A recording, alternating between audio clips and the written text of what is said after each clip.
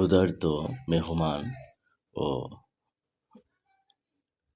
অন্ধকার ঘর। একবার এক সাহাবী ক্ষুধার্ত অবস্থায় রাসূলুল্লাহ সাল্লাল্লাহু সাল্লামের কাছে এলেন। রাসূলুল্লাহ সাল্লাল্লাহু সাল্লাম সাহাবীদের জিজ্ঞাসা করলেন, আজ রাতে কে এই ব্যক্তিকে মেহমানদারি করবে? এক আনসারী সাহাবী তাকে নিজের ঘরে নিয়ে গেলেন, কিন্তু ঘরে গিয়ে দেখলেন খাবার সামান্যই আছে, যা কেবল তার সন্তানদের জন্য যথেষ্ট। তখন তিনি এক বুদ্ধি করলেন। তিনি স্ত্রীকে বললেন, সন্তানদের ঘুম পাড়িয়ে দিতে খাবার টেবিলে দেওয়ার সময় তিনি কৌশলে প্রদীপটি নিভিয়ে দিলেন।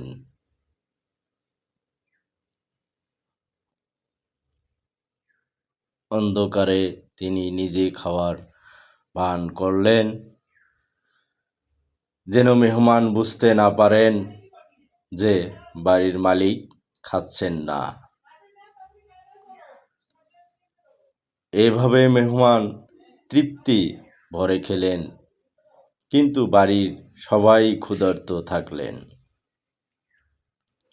পরদিন রাসূলুল্লাহ সাল্লাল্লাহু সাল্লামের মুচকি হেসে বললেন, তোমাদের এই ত্যাগে আল্লাহ অত্যন্ত খুশি হয়েছেন।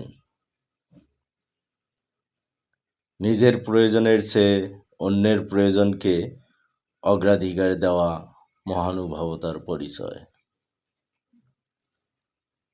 আমাদের প্রত্যেকটি মানুষের উচিত মানুষের প্রয়োজনে মানুষের উপকার করা, নিজের প্রয়োজনের চেয়ে অন্যের প্রয়োজনে বেশি মনোযোগী হওয়া। এতে রাসূল সাল্লাল্লাহু সাল্লাম এবং আল্লাহ বেশি খুশি হন।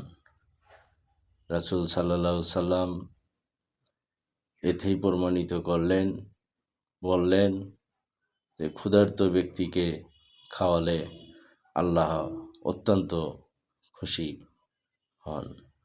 আমাদের প্রত্যেকের উচিত